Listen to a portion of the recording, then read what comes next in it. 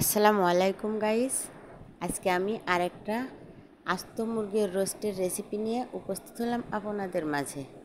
এটা অবশ্যই আপনারা দেখবেন এবং শেয়ার করে রাখবেন কুরবানির সময়।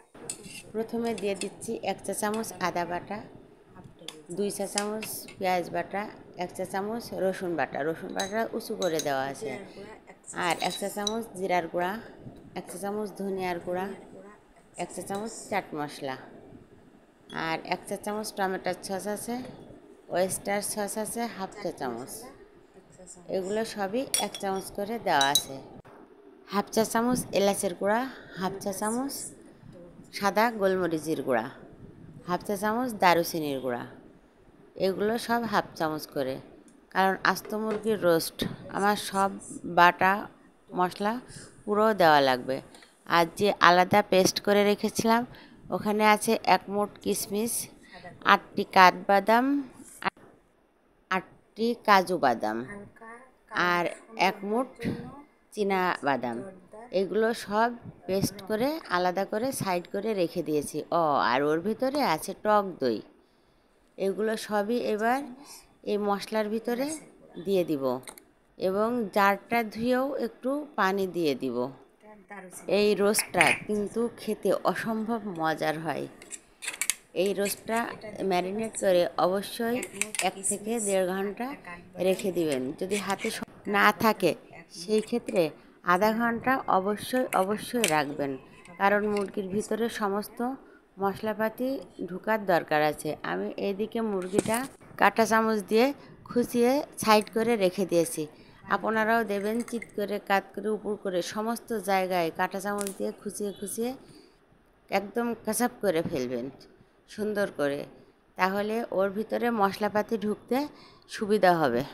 আমি এবার এই মশলাগুলো সমস্ত ভালোভাবে চামচ দিয়ে মিশিয়ে নিচ্ছি। মানে অল্প একটু চামচ দিয়ে মেশানোর পরে হাত দিয়ে ভালোভাবে মাখিয়ে নিতে হবে। আর যেটা এই রোস্টের মোস্ট ইম্পর্ট্যান্ট, সেটা অবশ্যই দেওয়ার চেষ্টা করবেন আচার সহ তেল। এই তেল আর আচার এর স্বাদটা আরও দ্বিগুণ পরিমাণে বাড়িয়ে দিবে। এই দেখেন আমি 2 চা চামচ আচারের মশলা সহ তেল সহ দিয়ে দিচ্ছি। আমি এখানে আমেরটা দিয়েছি, যে কোনোটা দেওয়া লাগবে। আর দিচ্ছি 1 পিস লেবু চিপে পুরোটাই দিয়ে দিচ্ছি। এবার মশলাটা ভালোভাবে মাখিয়ে নিয়ে মুরগির সমস্ত গায়ে ভালোভাবে মাখিয়ে দিতে হবে। মানে পেটের ভিতরেও একটু দিয়ে দিবেন সুন্দর করে, সমস্ত জায়গায়, কোনো জায়গায় যেন বাদ না পড়ে। আর ডিম সিদ্ধ করে রেখেছিলাম, ওই ডিমটাও এই মশলা দিয়ে মাখিয়ে রেখে দিব। আর দিচ্ছি 1 চা চামচ মরিচ গুঁড়া। মরিচ গুঁড়াটা আমাদের বাসায় রোস্টে কেউ পছন্দ করে না, মিষ্টিটাই পছন্দ করে, এই জন্য 1 চা চামচ দিয়েছি। আপনারা আপনাদের পছন্দ মতো মরিচটা দিয়ে দিবেন। যদি ঝাল কেউ বেশি খান তাহলে ঝাল বেশি দিবেন। আমি অল্পই দিয়েছি, কারণ আমার কাছেও ভালো লাগে না, মিষ্টি রোস্টটাই বেশি ভালো লাগে। স্বাদ মতো কিন্তু লবণও দিয়ে দিয়েছি, ওটা তো দেখেছেন। আর এই যে আমার মুরগি আছে এখানে 1 কিলো, আর সাপটাপ করে মনে হয় 950 গ্রাম মতো হবে, 900 গ্রাম 850 গ্রাম এরকম। আমি ডিমটাও কিন্তু কাঁটা চামচ দিয়ে সুন্দর করে চারি সাইডে ফুটো করে নিয়েছি। ডিমটাও মশলার ভিতরে মাখিয়ে দিব, আর ডিমটা পরে রোস্ট ভেজে নিব, তখন ডিমটাও হালকা করে ভেজে নিব।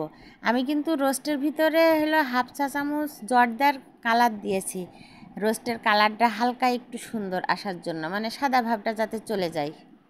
দেখতেই পাচ্ছেন এইভাবে উল্টায়ে পাল্টায়ে ভিতরে সমস্ত জায়গায় মশলা সুন্দর করে মাখিয়ে নিয়েছি। এবার ডিমগুলো মশলা মাখিয়ে নিব। 1 ঘন্টা পরে ফিরে এলাম। আমার অবশ্য পেঁয়াজ বেরেস্তা দেওয়ার কথা মনে ছিল না, তাই পেঁয়াজ বেরেস্তা দিয়েও মাখায়ে নিব।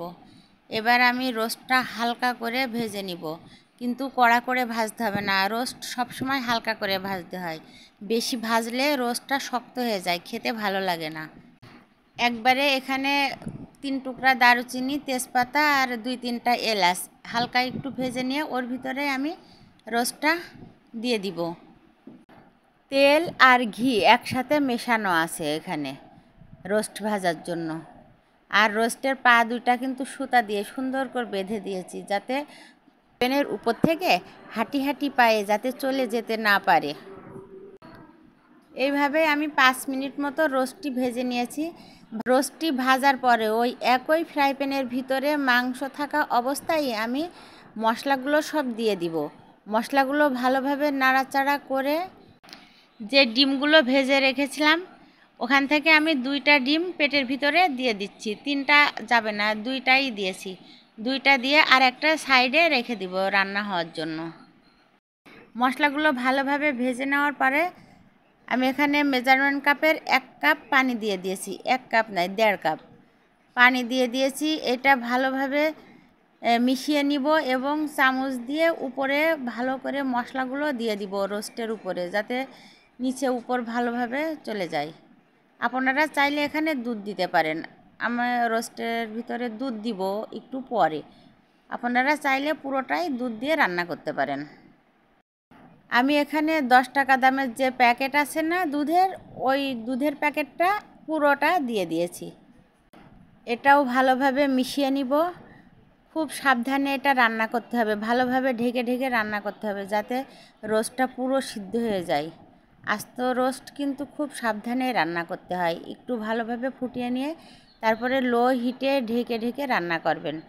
যখন একদম তেলটা উপরে উঠে আসবে তখন জানবেন রোস্টটা হয়ে আসছে। এই রোস্টটা আমি যেভাবে করেছি সেম প্রসেসে করে দেখবেন।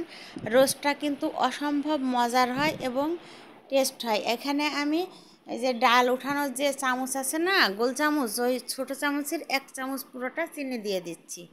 আপনারা যদি চিনি খান তাহলে দিবেন, আর না হলে দরকার নাই। হালকা একটু চিনি দিতে হয় ব্যালেন্সের জন্য। আমি এবার সব শেষে 2 থেকে 3 টেবিল চামচ ঘি দিয়ে নামিয়ে ফেলছি। দেখেন কত সুন্দর রোস্টের চেহারা, দেখলেই খেতে ইচ্ছে করছে। এই যে এইভাবেই তৈরি হয়ে গেল আমার সুস্বাদু মজাদার রোস্ট। আমার এই রোস্টের রেসিপিটি যদি আপনাদের ভালো লেগে থাকে আমার ইউটিউব চ্যানেলটি সাবস্ক্রাইব করে পাশে থাকবেন, আর ফেসবুক পেজটি লাইক ফলো দিবেন, আর অবশ্যই বেশি বেশি শেয়ার করবেন, আর নিজেদের কাছেও শেয়ার করে রাখবেন কোরবানিতে করার জন্য। আবারও ফিরে আসবো নতুন কোনো ভিডিও নিয়ে। সেই পর্যন্ত ভালো থাকবেন, সুস্থ থাকবেন। আল্লাহ হাফেজ।